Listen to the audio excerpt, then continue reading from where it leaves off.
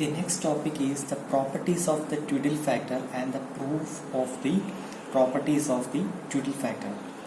The DFT of a discrete time signal x of n, which is given by x of k is equal to this equation, where k is from 0 to n minus 1, and the term e raised to minus j 2 pi by n kn, which is equal to omega n raised to kn. We are writing it in this form, or e raised to minus j 2 pi by n, which is equal to omega n, and this term is called Twiddle factor or phase factor.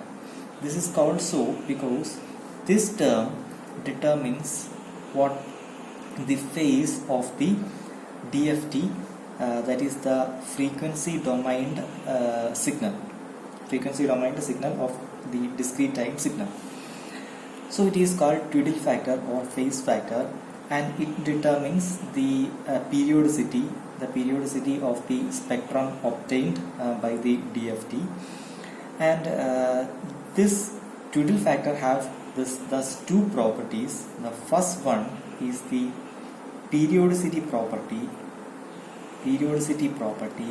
and the next one is the symmetric property. Let's prove this periodicity and symmetric property of the Twiddle factor. Here we can see we are taking now a 4-point DFT. When taking the 4-point DFT, we can represent the Twiddle factor, which is around a circle, moving around a circle. That is, we are dividing the circle as 4, and the omega 4 raised to 0. We have represented omega n raised to r, which is equal to omega n raised to kn. This kn is represented by r, and the omega 4 raised to 0, which is rotating in this clockwise direction, omega 4 raised to 1, omega 4 raised to 2, omega 4 raised to 3, and after these three terms, then again the values will be repeating for omega 4 raised to 4 and omega 4 raised to 5, omega 4 raised to 6. That is omega 4 raised to 0, which is equal to omega 4 raised to 4, omega 4 raised to 1, which is equal to omega 4 raised to 5. That is then after the omega 4 raised to 0, which is equal to omega 4 raised to 0 plus 4, which is equal to omega 4 raised to 4. That is, after the 4 samples, it will be repeating 0, 1, 2, 3, and the 4th sample, which is equal to omega 4 raised to 0. Again for this, which is equal to omega 4 raised to 8, which will be equal to omega 4 raised to 8.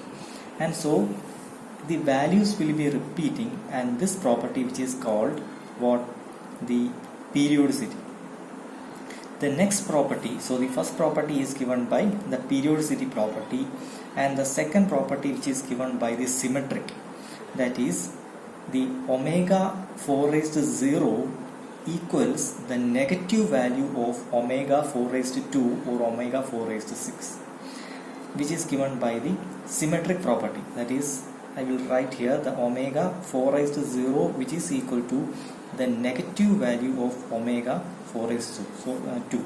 The opposite values will be that is the values opposite to this value will be a negative value, and this can be proved.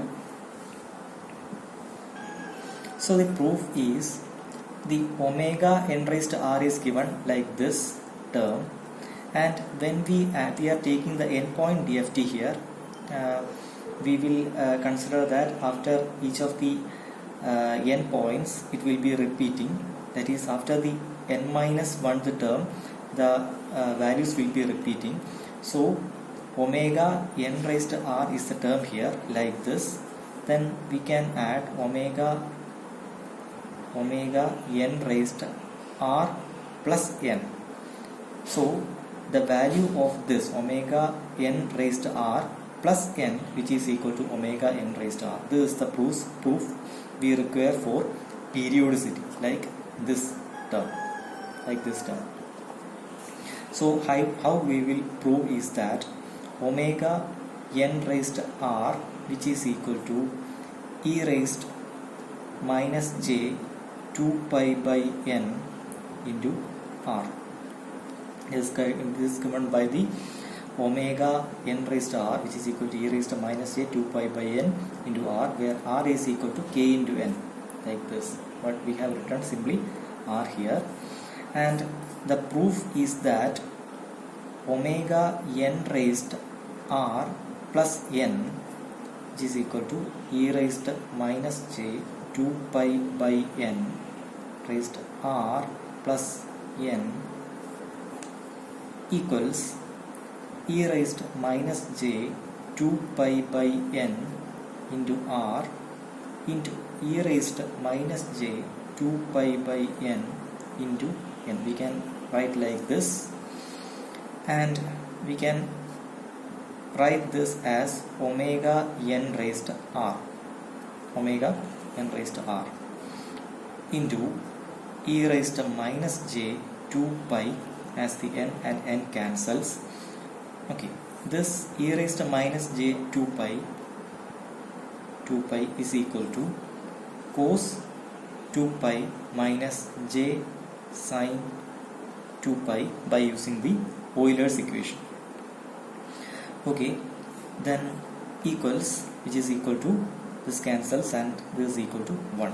So we can write which is equal to omega n raised to r.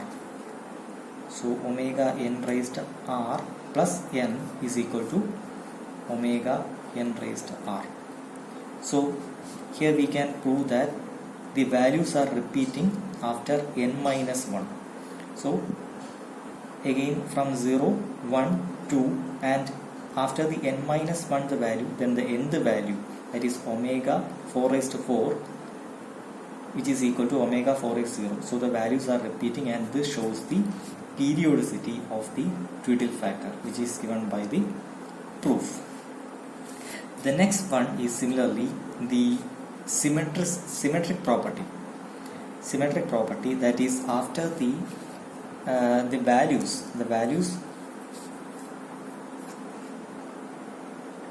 the n by 2th values are negative of these values. That is, if we add n by 2 to the